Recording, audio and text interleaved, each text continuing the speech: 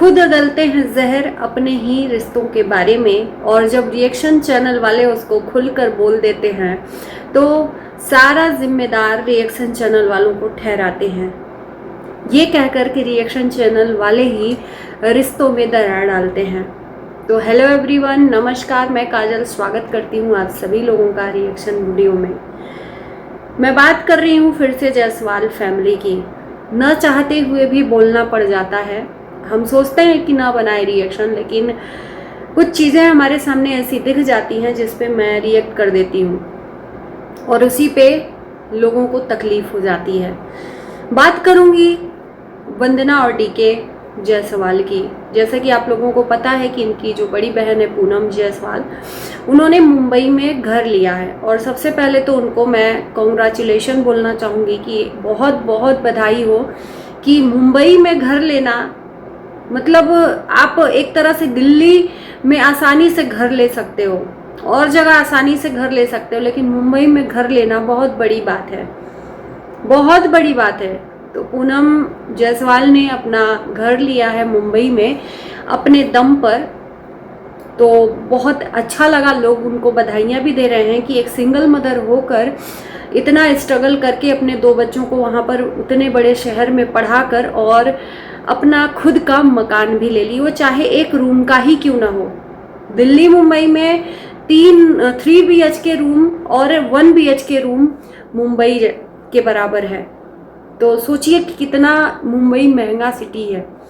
तो बहुत अच्छी बात है कि पूनम जायसवाल ने अपने औकात के हिसाब से ही अपने बच्चों के लिए, एक भविष्य के लिए, रहने के लिए अपना घर मकान खरीदा। वो मकान उनके लिए महल के समान है, ताजमहल के समान होगा, है ना। 2 पैसे का ही अगर इंसान अपने पैसे से खरीदता है ना, अपनी कमाई से, तो उसके लिए महल होता है, होगा दुनिया का महल, संगमरमर जड़ा हुआ। लेकिन इंसान जिसमें रहता है, अपने दम पे खरीदता है, वो उसके लिए ही महल, ताजमहल होता है। अब उसी पर यहाँ पर हंगामा मचा हुआ है। कुछ लोग कमेंट करते हैं, देखो कमेंट करने वालों का तो हम मुंह नहीं रोक सकते ना। कमेंट करने वाले बहुत कमेंट करते हैं, लेकिन हम कमेंट वही लेते हैं जिसको हमें रिप्लाई देना ही होता है, मन की भड़ास निकालनी ही होती है। तो वो कमेंट हमारे मन को भा जाता है। बाकी कमेंट और भी आते हैं, लेकिन इंसान उस कमेंट को रिप्लाई नहीं देता, क्योंकि उसको लगता है कि नहीं, इसको इग्नोर करना चाहिए। तो हम वही कमेंट का जवाब देंगे जो मुझे खुद को जवाब देना है। ये होता है, ये है फैक्ट। सबसे पहली बात कि पहले मैं बता दूं कि पहले अमित किट्टू भी हर बात पे रिएक्ट करते थे। लोगों ने इतना ट्रोल किया कि अभी वो, मतलब उनका काफ़ी हद तक अच्छा लगता है ब्लॉग, ना कुछ किसी को रिप्लाई देते हैं, ना ही कुछ ऐसा होता है। हाँ, उनको लोग ट्रोल करते हैं उनके ड्रेसिंग सेंस को लेके, किट्टू के और जो चीज़ें हैं, लेकिन अमित किट्टू की तरफ से बहुत कम ही रिप्लाई मिलता है। यहाँ पर बात हो रही है पूनम जायसवाल के घर से रिलेटेड हंगामे की। पूनम जायसवाल का जैसे ही घर खरीदा गया, वैसे ही डीके वंदना ने रिप्लाई दिया। एक रिप्लाई दिया और कल फिर से रिप्लाई दिया। मुझे ये समझ में नहीं आता है कि लोग कमेंट करते हैं, हजारों हजार लोग कमेंट करते हैं, हमें वही कमेंट क्यों चुभता है जो हमें रियल में चुभता है, जो ये ऑडियंस हमको दिखाना चाहती है।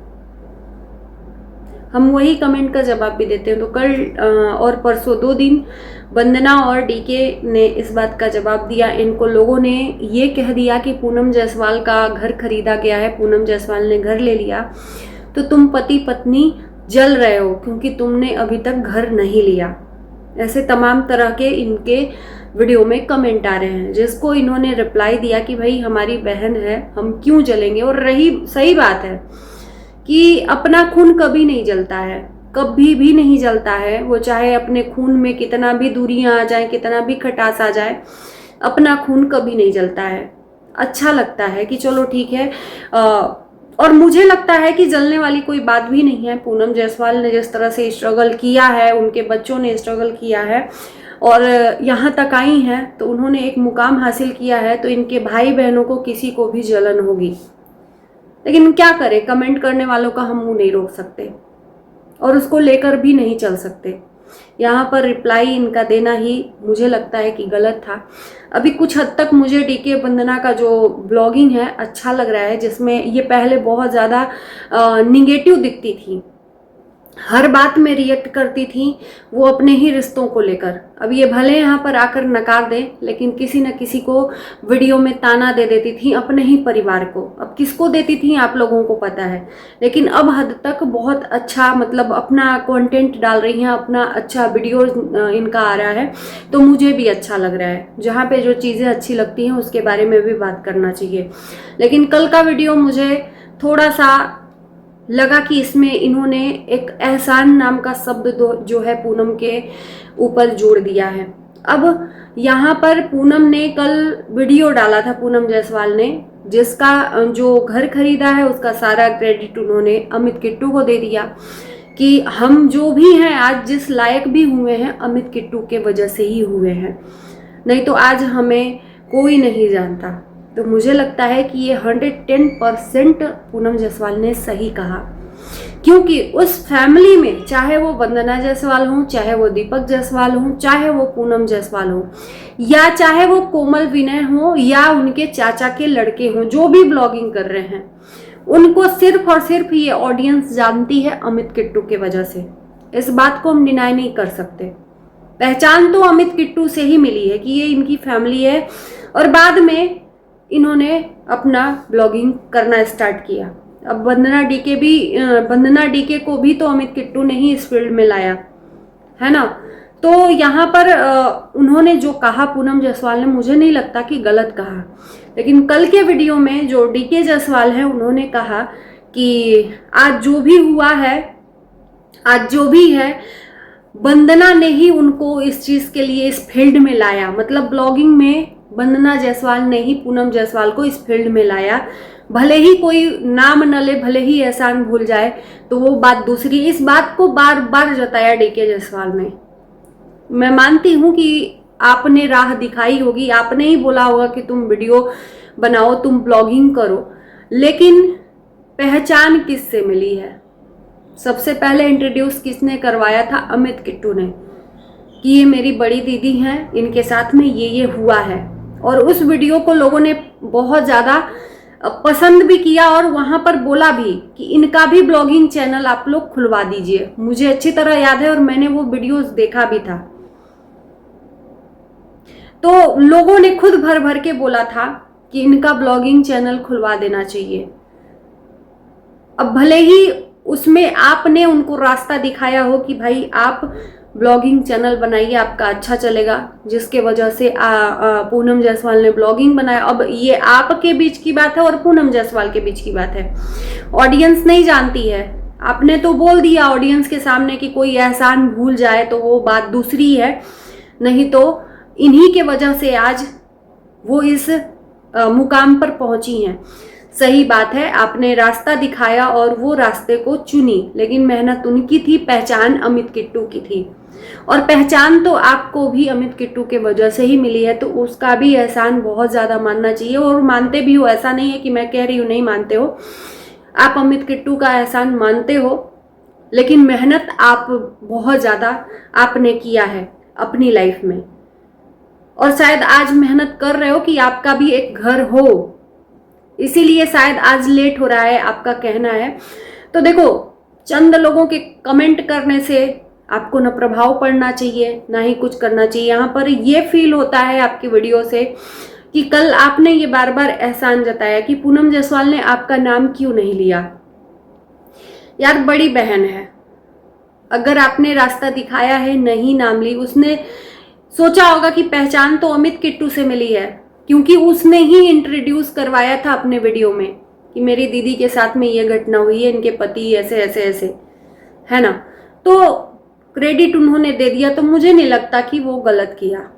सिंगल मदर हैं, आपके पास तो पूरा फैमिली है, आप पति पत्नी हो, एक दूसरे का दुख सुख बांटने को। जरूरी नहीं है कि उसको हर बार आप ताना दो, गलत लगता है, और कहीं ना कहीं यही निगेटिविटी आपको गलत दिखाती है ना। आपके पास 2 बच्चे हैं, आप पति पत्नी हो, पति कमा रहा है, पत्नी कमा रही है, दोनों मिलके कमा रहे हैं, लेकिन वो तो अकेले है ना। उनके बच्चों का भी मैंने देखा है पूनम जायसवाल के, कि वो अपने माँ का जो परिस्थिति है वो नहीं समझते हैं, क्योंकि उनका बचपना है, उनको जिद है। बच्चे तो बच्चे होते हैं यार। अगर बड़े समझदारी यहाँ नहीं दिखा रहे हैं, एहसान जता रहे हैं, तो बच्चे हैं। उनको जो चाहिए वो सोचेंगे कि माँ कहीं से भी ला कर देगी। तो उनके बच्चे उनको खुद परेशान करते हैं, बचपना करते हैं। उन बच्चों का ख्वाहिश पूरा करके, उनका पढ़ाई पूरा करके, उनकी पढ़ाई का फीस पे करके, अपने काम को आगे बढ़ाकर, और उन्होंने ये मुकाम हासिल किया। तो मुझे लगता है कि उनको इस तरह से नहीं टारगेट अपनी फैमिली को करना चाहिए। फिर आप लोग ये बोलोगे, फिर रिएक्शन चैनल वालों में और आप में अंतर क्या रह गया? मुझे ये बताना आप लोग। कोई अंतर नहीं रह गया। फिर आप सारा जिम्मेदारी रिएक्शन चैनल वालों को थोप देते हो, और यही सब चीजें देखकर रिएक्शन चैनल वाले रिएक्ट करते हैं सही मायने में। उधर दीपक जायसवाल को भी मिर्ची लग रही है। भाई, आपका फेस वैल्यू है सोशल मीडिया पर, और आप ब्लॉगर हो। आपकी एक्टिविटीज लोग देखेंगे तो रिएक्ट करेंगे। जब आप नहीं समझ रहे हो तो ये ऑडियंस और रिएक्शन चैनल वाले कैसे समझ जाएं आपको? नहीं समझेंगे ना। आप समझने को 1% ही नहीं मान रहे हो। अपनी हर चीजों को, हर कमियों को, हर गलतियों को यहाँ पर लाकर रखोगे तो भाई ब्लॉगिंग में कमियां दिखेंगी तो लोग रिएक्ट करेंगे। इस चीज का देखो, अगर ऑडियंस है ना तो ही आप हो, ऑडियंस नहीं है तो नहीं हो आप। ऑडियंस के बिना कोई ब्लॉगर का महत्व नहीं है। तो इस ऑडियंस का जो कमेंट है उसको इग्नोर मारो, क्योंकि आपको उसके वो चाहे वो निगेटिव ही कमेंट क्यों नहीं कर रही है, आपको वो व्यूज तो दे रही है ना, आपका वीडियोस देख तो रही है ना, उसने आपको पैसे दिए तो सही, वो निगेटिव ही भले आके करे। तो ये ऑडियंस आपको पैसा भी देती है। अगर कुछ देखकर उसको गलती लगता है तो उसको रियलाइज करवाती है, तो उसमें उसको इतना ज्यादा तीखी मिर्ची की तरह जवाब नहीं देना चाहिए। अगर हमको पैसा कमाना है, कुछ मुकाम हासिल करना है, तो 2 शब्द ऑडियंस का बर्दाश्त करना पड़ेगा, क्योंकि हम ऑडियंस के बदौलत ही हैं। बाकी आपकी मर्जी है, जैसा दिखाओगे उस पे लोग रिएक्ट करेंगे। और इसी के साथ इस वीडियो को हम यहीं करते हैं एंड। अच्छा लगे तो वीडियो को लाइक, शेयर, चैनल को सब्सक्राइब कर देना।